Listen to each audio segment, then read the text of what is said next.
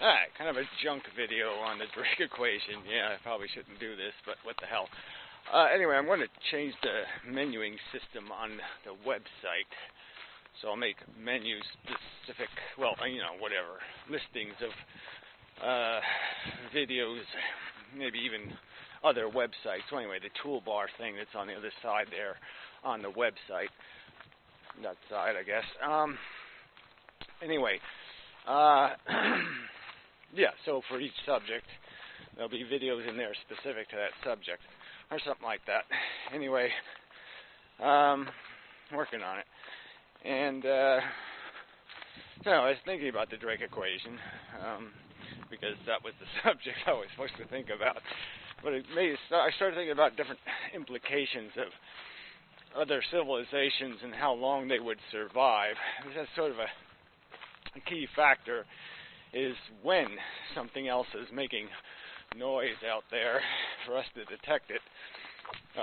This idea that there'd be a time limit to it.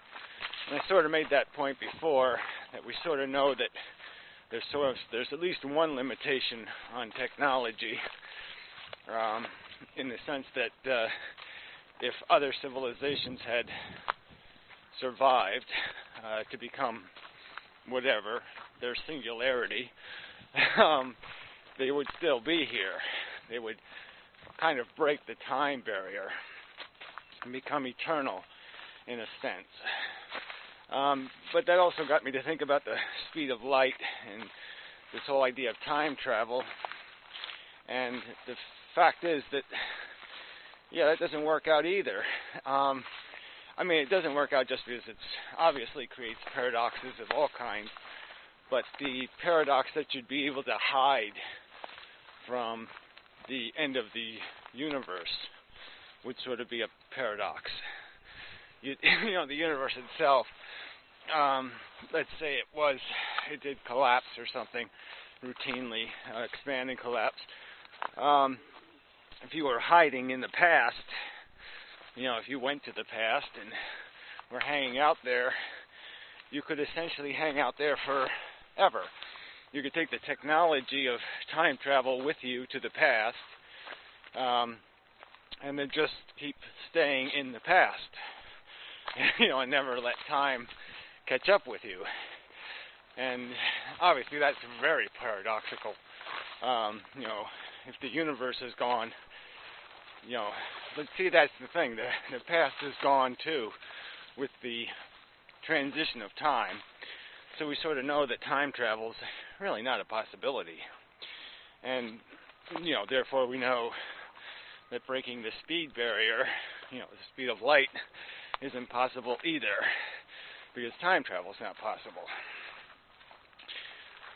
So, yeah, it sort of closes that door, and so sort of closes any kind of realistic capacity to communicate across the universe realistically. I mean, it's sort of over. It can't happen. It won't happen. It is impossible. Might be able to say that. So, anyway, it's really cold. Shouldn't be this internal problem, I guess. The camera, I'm saying sorry, but the camera is shaking. Yeah, probably this hand maybe. Yeah, this one's a lot better. The stroke hand is not too good when I'm cold. Boy, I'm just degrading all over the place. Sort of. In some ways I'm healthy again. In other ways I'm just as feeble as I could be. Very strange. Yeah, whatever. That's not on the subject, is it? No, I don't think it is. Alright. Anyway, okay, so where was I? Yeah, so the Drake equation thing, the important things are the whole abiogenesis thing, the idea that life hasn't formed, DNA replicators, blueprint replicators anyway. It's not common chemistry, and the biggest piece of evidence against it is the fact that it doesn't happen here. with all this biomass, with all these parts, life doesn't happen again. And there's no reason it couldn't thrive, even with all these competitors. Just as we know that our system is vulnerable to all kinds of things, because it has no way of anticipating them. And it's like our system can only learn to fight what has existed. It can't fight something it doesn't know exists. You can't fight something new generically. So in most cases, it has to learn to build defenses. That's sort of how evolution works. There has to be a failure, for there to be a success. So, we're back to that again. The negative always comes first. It's the nature of the business we're in. There's a persuasive argument, in my opinion, at least for saying it's, very, very not regular chemistry. It takes a very irregular circumstance to create a DNA replicating cell. And, maybe it's really, really rare. And then on top of that, you got these other barriers of creating, intelligence, and then, some sort of thinking, central nervous system, and then a central nervous system that can do language and communication, and in turn store knowledge outside of itself to become truly intelligent. All big obstacles, blah, blah, blah, blah, blah. And, and, the universe, like I said, the civilizations out there could have billions of years of head start on us, and they aren't leaving a signature in the sky. So if you could even imagine our current aggressive knowledge space in terms of, it has that exponential growth thing, where you just keep getting better and better technology. To think of us existing for 1 million years with this level of growth in our technology, it seems impossible to imagine that we wouldn't be reshaping the solar system and maybe even our quarter of the galaxy, and certainly making enough noise to be heard by anything near us. But that's the thing. The time thing is always going to be the limiting factor. Let's say we did 1 billion years ago, if we were an alternative civilization on some alternative planet, and we reached this stage 1 billion years ago, and we still existed, that means we would have been making noise for 1 billion years, and we should have a window to one of those civilizations, but we don't.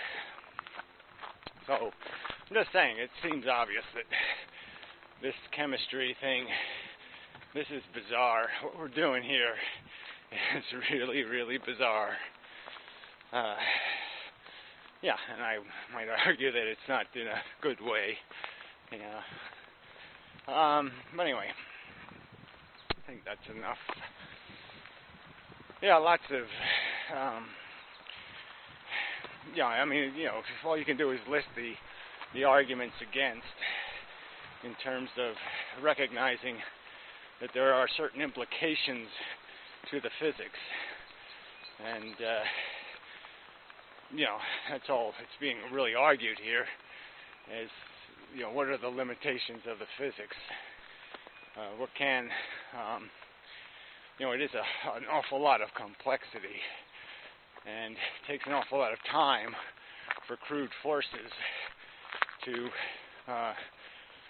create that much complexity, to create a system that has all these defenses built into it, all these survivability mechanisms it takes a long time to survive the test of time. To be, yeah, I mean, it just takes time. Time is a big subject, and time is the kind of the illusionary element in the universe, as what's really happening is, the quanta, the substance of the universe, the stuff moving at the speed of light, merely travels. And as it travels, the implication of the distance it creates is time.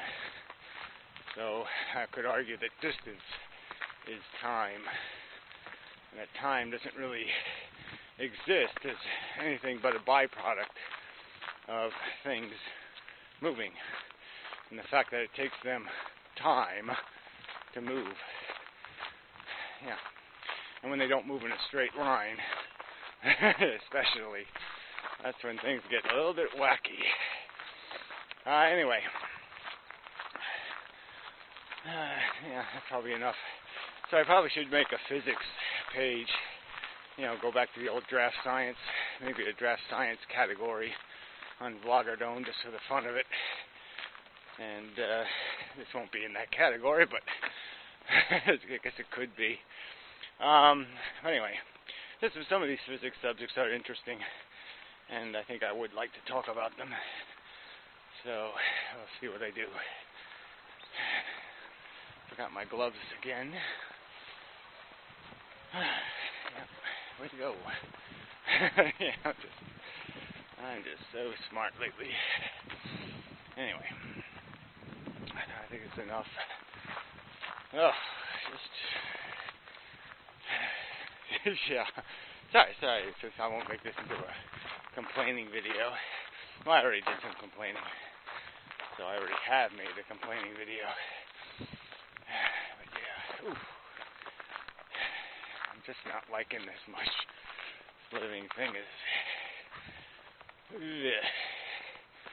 yeah, it just feels like some sort of forced march. Yeah. Anyway, that's enough of the video. And such. See if this little camera did its job. A little bit of wind, so it might be fucked. But we'll see. Anyway. Until next time. Such.